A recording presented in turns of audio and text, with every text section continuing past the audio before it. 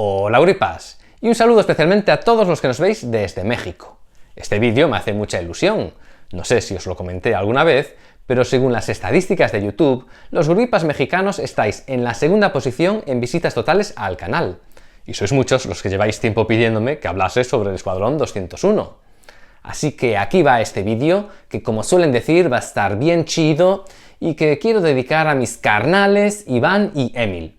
Espero que aprendáis mucho sobre la historia mexicana. Pues sí, seguro que más de uno desconocíais la participación oficial de las Fuerzas Armadas de México en la Segunda Guerra Mundial. Y remarco oficial porque bastantes miles de sus ciudadanos se alistaron a título personal en los diferentes ejércitos aliados. Pero hoy quiero centrarme en la que creo que es la primera y única vez en la historia que México envió tropas a combatir fuera de sus fronteras. Y como siempre, antes de nada, os pongo en contexto.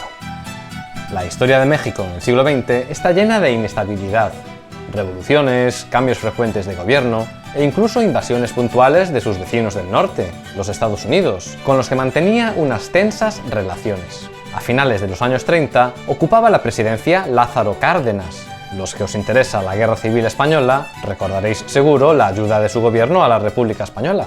Primero enviando armas y más tarde acogiendo a un gran número de exiliados. Pero al comenzar la Segunda Guerra Mundial, lo cierto es que el país estaba bastante dividido. Hablamos de los años 30, una época con el mundo muy polarizado, y en México pasaba igual. El gobierno optó por declararse neutral y así se mantuvo durante el siguiente gobierno del presidente Manuel Ávila Camacho, iniciado en 1940. Pero todo cambió en diciembre de 1941 tras el ataque japonés a la base de Pearl Harbor y la entrada de Estados Unidos en la guerra. Esto hizo que el resto de naciones latinoamericanas, aunque neutrales, tuvieran que posicionarse, ya que estaban en la zona de influencia de los Estados Unidos. En enero de 1942 tuvo lugar una conferencia de Estados americanos en la que los ministros de Exteriores asistentes, salvo los de Chile y Argentina, acordaron, sin abandonar su neutralidad, romper todas las relaciones comerciales con las potencias del eje. Hay que destacar que hasta esa fecha México había mantenido una actividad comercial bastante importante con Alemania, y esta decisión tendría consecuencias fatales. En el mes de mayo, submarinos alemanes empezaron a hundir buques mexicanos que abastecían de petróleo a los Estados Unidos. Primero fue el Potrero del Llano el día 13, al que le siguió el Faja de Oro el día 20. En total, más de una veintena de fallecidos. El gobierno mexicano tenía que tomar una decisión, y ante la falta de explicaciones por parte de Alemania, el 22 de mayo de 1942, México declaró la guerra a las potencias del eje. Se inició entonces una nueva relación entre México y los Estados Unidos, en la que se potenciaría el intercambio comercial, la migración reglada e incluso las Fuerzas Armadas mexicanas se modernizarían, a nivel humano perfeccionándose con instrucción en suelo estadounidense, y a nivel material a través del programa de préstamo y arriendo. Además, se decretó por primera vez en la historia de México el Servicio Militar Nacional. Pero al igual que pudimos ver en el vídeo sobre el caso brasileño, pasaría un tiempo entre la declaración de guerra y el envío real de tropas al frente. En este sentido, la primera fecha importante fue el 8 de marzo de 1944, día en el que el gobierno mexicano hizo público su deseo de que abandonar la neutralidad no se iba a quedar en algo simbólico. Se llegó a la conclusión de que lo mejor para la economía del país era enviar una unidad de su fuerza aérea. Así, en julio de ese mismo año, se creó el Grupo de Perfeccionamiento Aeronáutico, compuesto por 299 hombres, la mayoría pertenecientes a la Fuerza Aérea, aunque también se seleccionó personal del Ejército de Tierra y unos pocos civiles del Departamento de Materiales de Guerra. El 24 de julio, este contingente cruzó la frontera para formarse en los Estados Unidos, donde fueron divididos en grupos según la especialidad y reubicados en diferentes bases por todo el país, siendo las principales las de Pocatello en Idaho y Mayorsfield en Greenville, Texas. Por cierto que en esta última ciudad, nuestros protagonistas vivieron algunos episodios desagradables de discriminación por parte de hosteleros que se negaban a servir a mexicanos. En fin. Que sepáis que de estos 299 mexicanos, tan solo 39 recibirían formación como pilotos, que tras algunos descartes y accidentes mortales se quedarían en una treintena. Que no se extrañe que este número sea tan bajo. En una unidad de infantería pasa igual. El porcentaje de combatientes siempre es menor que el del resto de servicios necesarios para el buen funcionamiento de un ejército. Pensar que en una unidad aérea pues hacen falta especialistas mecánicos, operadores de radio, meteorólogos, médicos. Los mecánicos y pilotos fueron instruidos en el cazabombardero Republic P-47 Thunderbolt, un enorme avión de combate estadounidense diseñado para atacar tanto objetivos en el aire como en tierra. Luego os cuento más en detalle. Tras casi medio año formándose en territorio estadounidense, el 22 de febrero de 1945 tuvo lugar en la base aérea de Greenville, Texas, la ceremonia de graduación. Una ceremonia a la que acudieron personalidades tanto estadounidenses como mexicanas, representadas por el subsecretario de la Defensa, general Francisco Urquizo. E incluso se trajo una banda militar desde México. La unidad fue bautizada como Escuadrón de Caza 201, y durante esta ceremonia nuestros protagonistas recibieron su bandera de combate junto con el estandarte de la Fuerza Aérea Expedicionaria Mexicana. Porque no os conté, el 29 de diciembre de 1944, el Parlamento mexicano había aprobado finalmente el envío de tropas al frente, por lo que el Grupo de Perfeccionamiento Aeronáutico cambió de nombre. Como iban a integrarse en las fuerzas aéreas estadounidenses, los mexicanos adoptarían las estructuras organizativas de sus aliados, pero manteniendo cierta independencia. Conservarían su sistema de rangos y, lo que era más importante, tendrían mando propio. Toda la fuerza expedicionaria estaba al mando del coronel Antonio Cárdenas Rodríguez y el Escuadrón 201 por el capitán de primera clase Radamés Gagiola Andrade. Aquí vais a permitirme que haga un pequeño paréntesis. Resulta que Gagiola tenía un historial muy particular, pues fue el único de ellos que voló sobre el frente de Normandía. Resulta que en 1944, cuando aún era capitán de segunda clase, fue invitado, junto a otros oficiales mexicanos, a visitar el frente europeo, donde en el mes de julio se le permitió sobrevolar el frente de Normandía. Y ahora sí, volvamos junto a nuestros protagonistas. Por motivos varios, el mando aliado había decidido desplegar a los mexicanos en el frente del Pacífico. Y así, el 27 de marzo de 1945, la unidad partió desde el puerto de San Francisco a bordo del buque Ferisle rumbo a Filipinas. Y tras una larga ruta para evitar ataques enemigos, llegaron al puerto de Manila el 30 de abril. Nada más pisar tierra, fueron recibidos por el general George Kenney, comandante de las Fuerzas Aéreas Aliadas en el suroeste del Pacífico, pero también por un filipino llamado Alfredo Carmelo, que actuaba como cónsul honorario de México. Que no os engañe su nombre, os recuerdo que hasta 1898 Filipinas fue colonia española, y buena parte de la población local había adoptado nombres y apellidos en español. Pero la mayor sorpresa para los mexicanos fue la presencia de dos de las hijas del señor Carmelo. Una de ellas, Conchita, apareció vestida de china poblana, un traje regional típico mexicano. Aquí la vemos sujetando un enorme sombrero mexicano. Y se da la triste casualidad de que los dos pilotos mexicanos retratados en esta imagen dando un beso a la hija del cónsul fallecerían más tarde en la guerra. Porque a pesar de este colorido recibimiento, los mexicanos habían llegado a un frente de guerra. Iban a participar en la liberación de Luzón, la isla principal de las Filipinas, cuya batalla había comenzado en enero de 1945. A su llegada, la isla aún contaba con una fuerte resistencia japonesa, la más importante al norte, unas tropas que al comenzar la batalla se calcula en más de 250.000 soldados a las órdenes del general Tomoyuki Yamashita. Es de sobra conocida la fama de las tropas japonesas de no rendirse nunca, así que el Escuadrón 201 jugaría un papel clave a la hora de destruir en tierra los puntos de resistencia enemigos. Si no estáis familiarizados con las estructuras de las fuerzas aéreas estadounidenses, que sepáis que un escuadrón, dependiendo si es de caza o de bombardero, está conformado por unas 12 a 24 naves del mismo tipo. Y dos o más escuadrones forman un grupo, y varios grupos se organizan en una fuerza aérea numerada. En el caso mexicano, el Escuadrón 201 se integró dentro del 58 Grupo de Combate de la Quinta Fuerza Aérea de los Estados Unidos, y completaba en el grupo los escuadrones estadounidenses 69, 310 y 311, todos al mando del mayor Edward Roddy. Los mexicanos se establecieron en Porac, al noroeste de la capital Manila, que dependía de la base principal estadounidense de Clarkfield. Este fue un momento realmente histórico. Hablamos de la primera vez que ondeó la bandera mexicana en una base militar fuera del territorio nacional.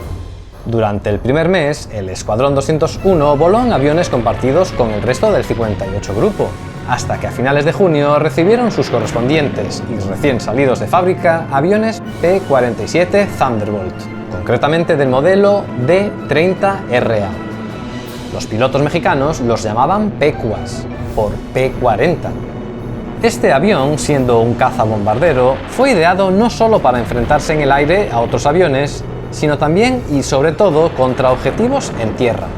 Para eso, además de ir armado con 8 ametralladoras calibre 50, 4 por cada ala ocultas en su interior, podían transportar cohetes o hasta más de 1 tonelada en bombas, normalmente distribuidas una debajo de cada ala.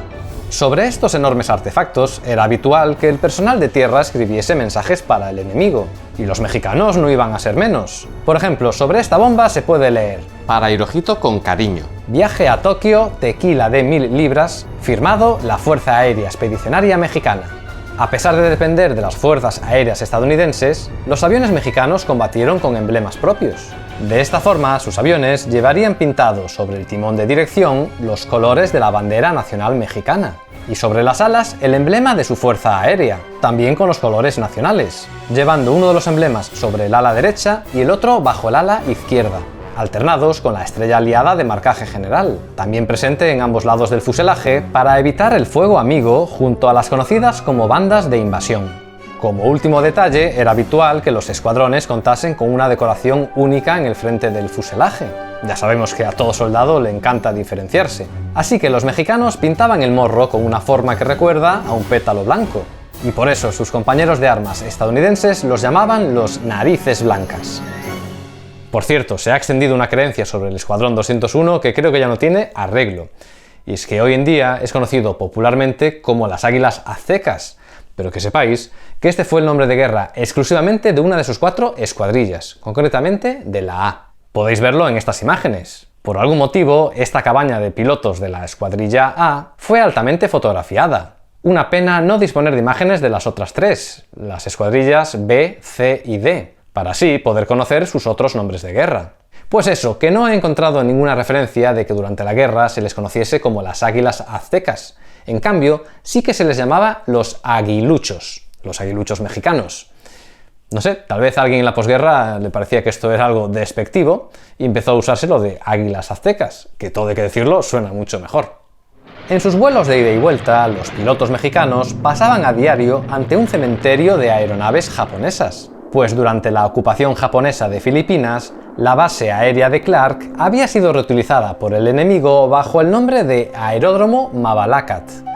Seguramente el nombre pues no os dice nada, pero que sepáis que aquí se creó y de aquí partió en octubre de 1944 la primera unidad de los popularmente conocidos como pilotos kamikaze.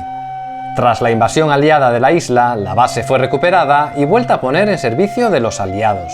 Atrás quedaron una gran cantidad de aviones japoneses, unos en servicio, pero muchos otros completamente destartalados. Suponemos que fue de ahí de donde los mexicanos consiguieron el timón de un avión enemigo que colocaron a la entrada de su base y sobre el que pintaron la que sería su insignia no oficial. Un gallo vestido con un traje de charro, por supuesto con sombrero grande y sobre el que se lee la palabra México, y que porta 2 pistolas. Un diseño basado en el personaje de Disney Pancho Pistolas.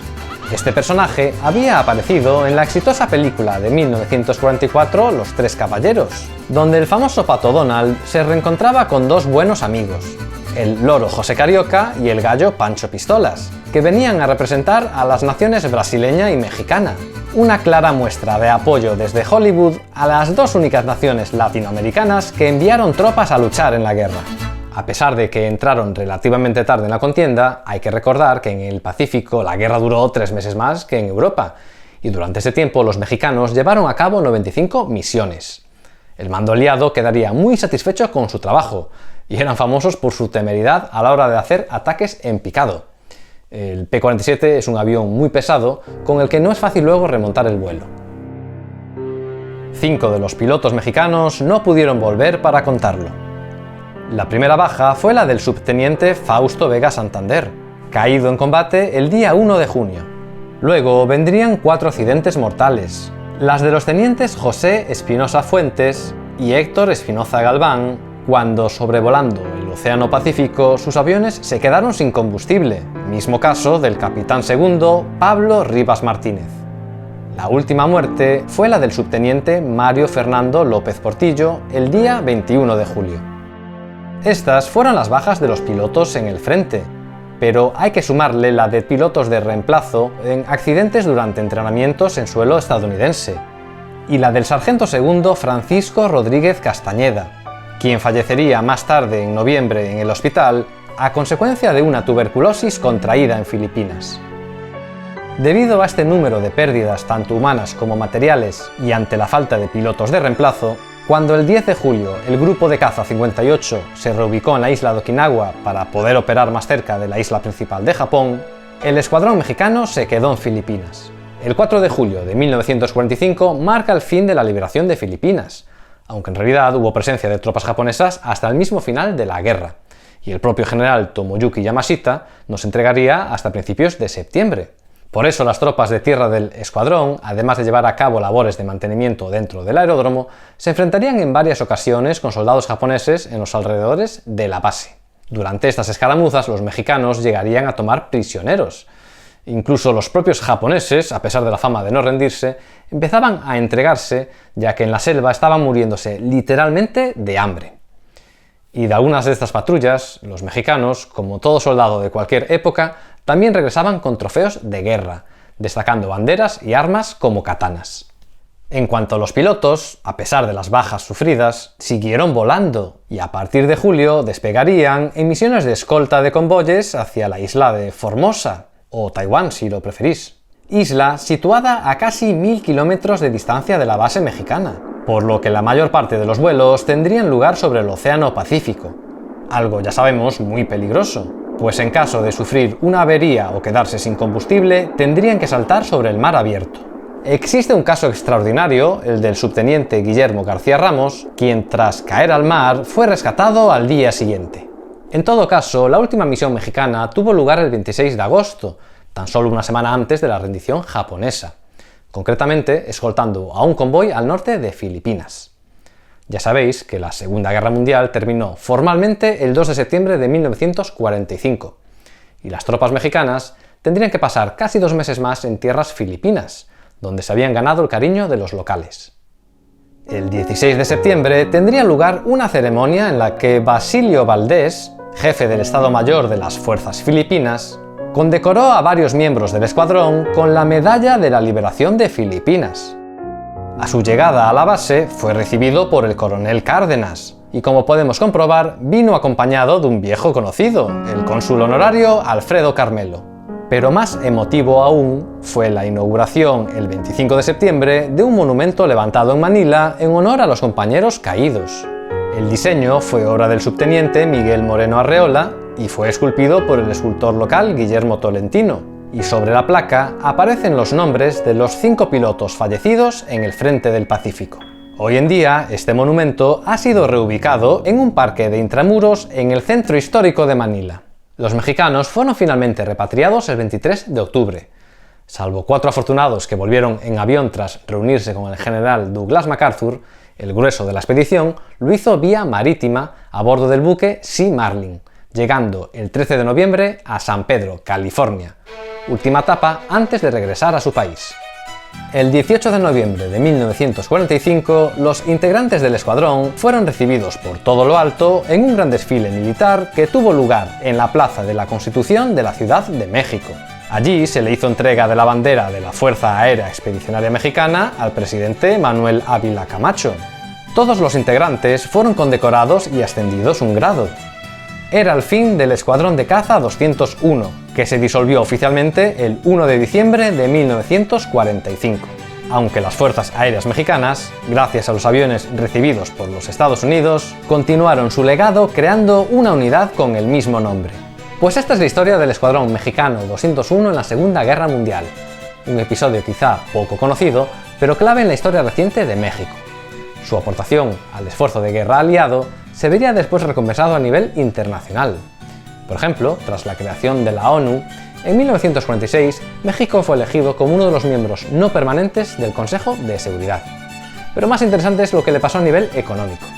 La industria mexicana se desarrolló y sobre todo las buenas relaciones con los Estados Unidos permitió una migración reglada, origen de la actual comunidad mexicana en ese país y que hoy por hoy representa a más del 10% de la población estadounidense. Pues hasta aquí el vídeo de hoy. Si te ha gustado, compártelo y dale a like, y si estás en México, déjanos un comentario para conocer desde qué parte del país nos estás viendo. Nada más, hasta el próximo vídeo, mis carnales, y rompan filas.